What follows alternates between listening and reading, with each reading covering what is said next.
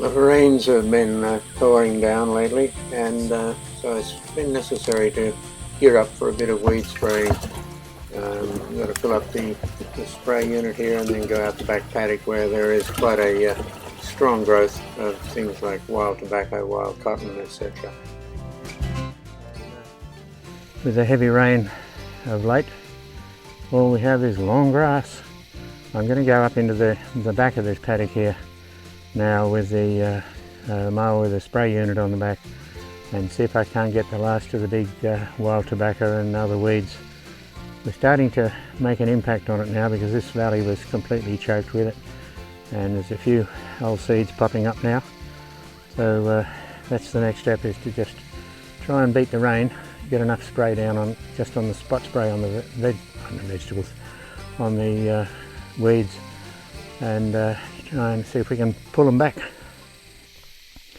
Well, we won't be doing much mowing up in this section because I don't want to cut the weeds until after they've died.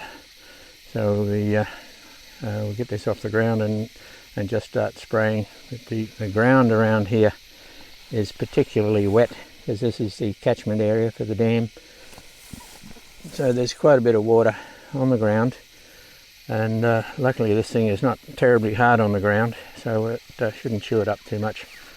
We'll, as you can see here, we have something of a little runnel of water pouring down towards the dam, which is good for the dam, but I've got to watch where I go so I don't chew it up.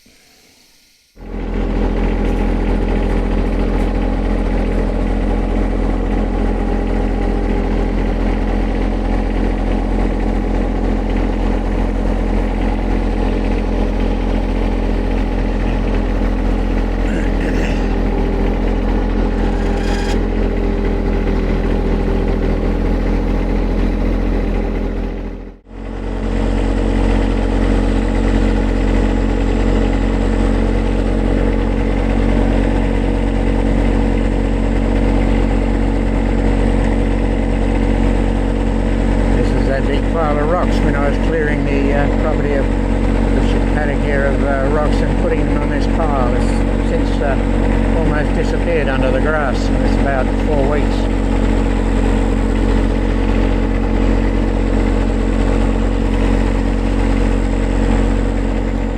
Broadleaf weeds that I'm spraying here are wild tobacco, and whilst they don't have a very fluffy sort of aerial seed, the birds like the seeds and they're the ones that spread them around, so they grow into a small tree sort of thing, but they can be quite prolific, so we have to knock them on the head whenever possible. They do respond quite well to the broadleaf herbicide, which is very selective.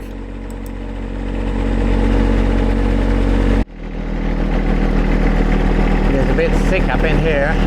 It's about as far as I can go. Let's just get this wild cotton here. Get rid of that. It sends out a nice fluffy seed.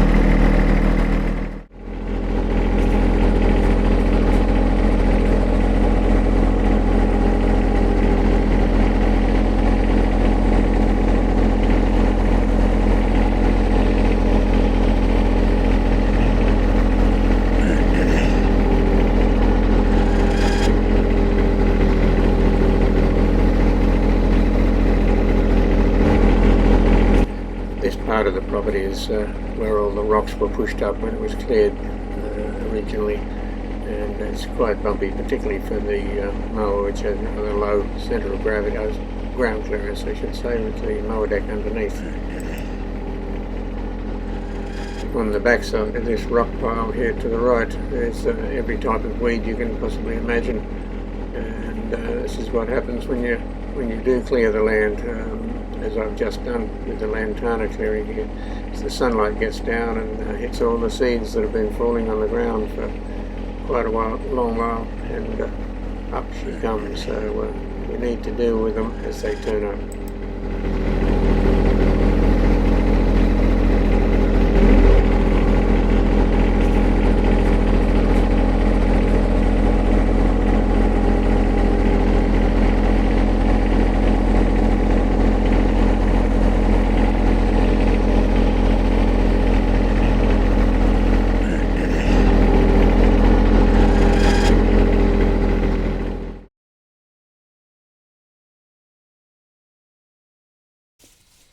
These are the little lines coming across here to feed the other garden beds with water. What I've got to do now is find that one's there, and I want to tap into it to put a T-piece into the line here with a tap on either side, such as I've done here, to supply the second bed. So now we've got to get it up out of there. There we go. Now we'll probably might put it back here a bit.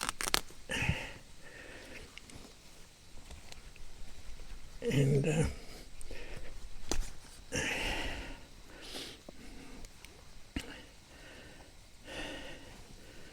we'll put this together.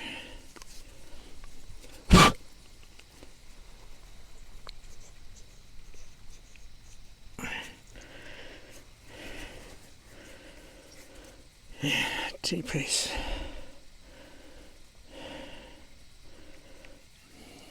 Go about there. Should be enough. Pretty much cut it in half. Would need a bit of sharpening on the blade too.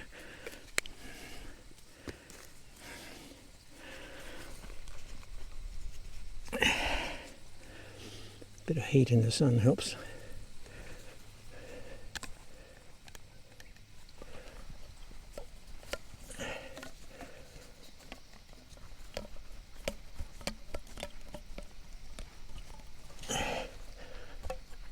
There we go.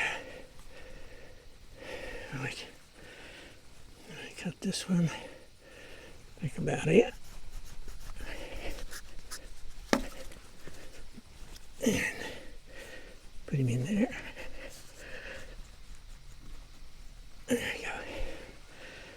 And we'll run another line off here to with that in there.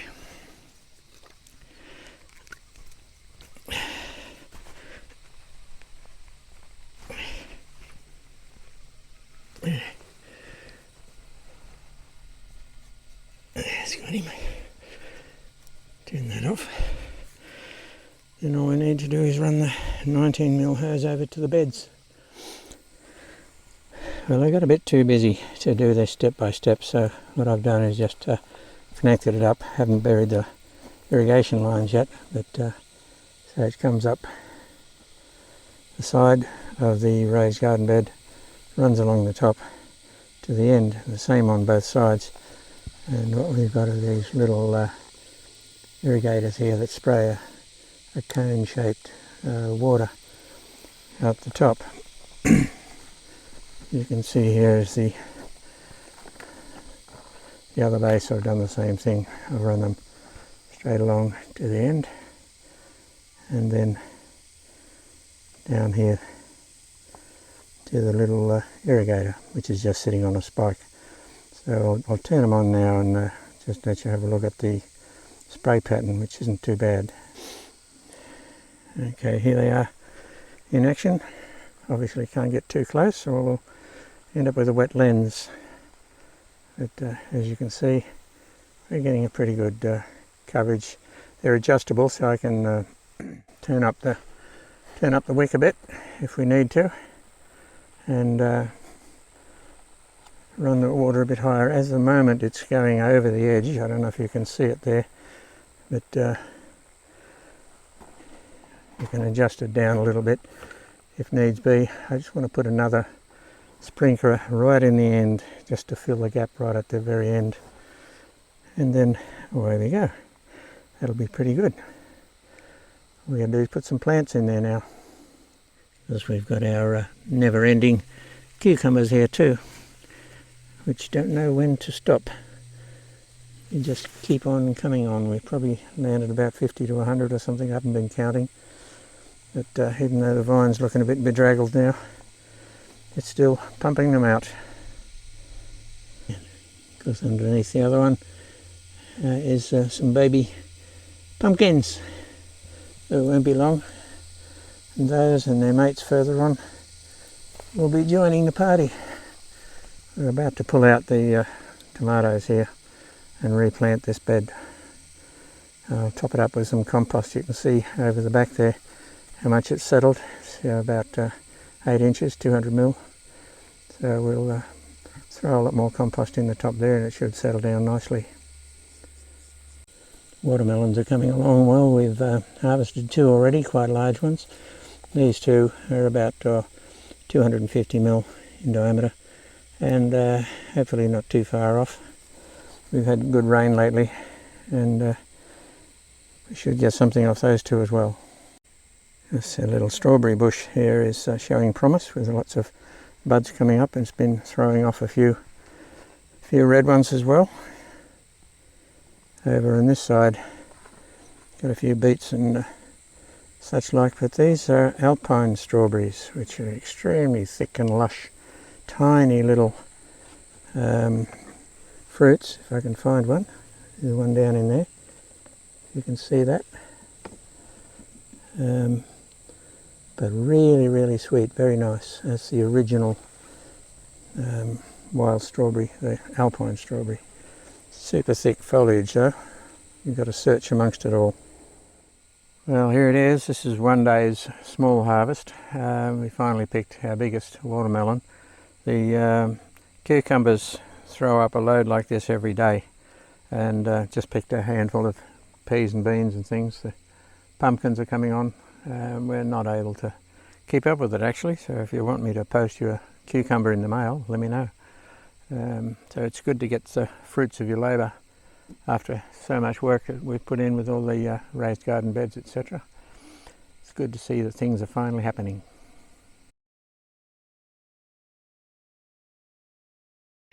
What we're going to do to finish off these garden beds here is put down some weed control. We need some weed mat and black plastic around the edge of these 2 garden beds. But the big problem is nut grass, which we're going to be fighting here. This stuff just does not know when to quit. So we're going to have to resort to some specific nut grass spray here. Just have to be a bit careful that we don't get it on any of the other stuff.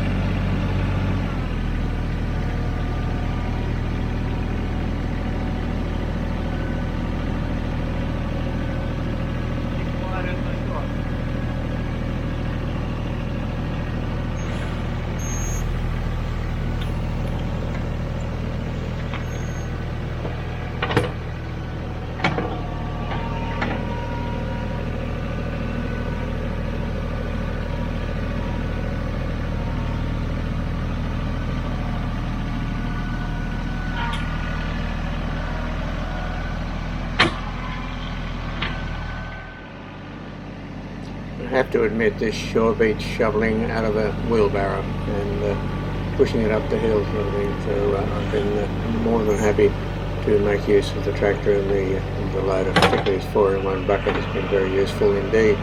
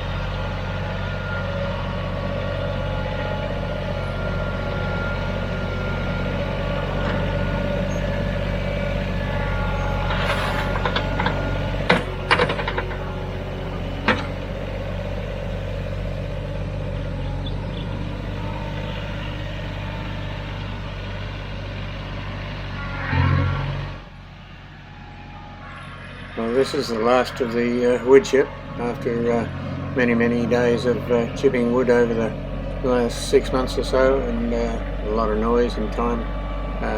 We finally got to the bottom of the pile. As you may have noticed in previous videos, I've been putting quite a bit of time into getting all this wood chip done, and it's just as well because it's provided us with a really good material for the walkways here.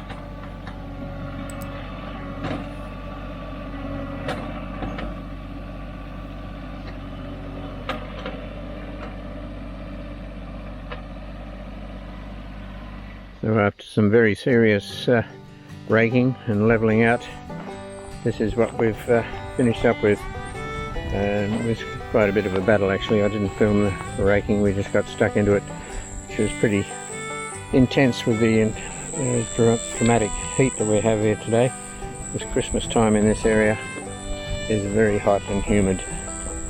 We've got this big wet layer of wood chip around the base of the gardens, just as a walkway with some plastic and a weed mat underneath it to stop the weeds coming up through. I'm hoping that our efforts at controlling the nut grass up this end are going to come to fruition, because that stuff just keeps on going. But hopefully that should be fine. Now that's about it. Start planting now.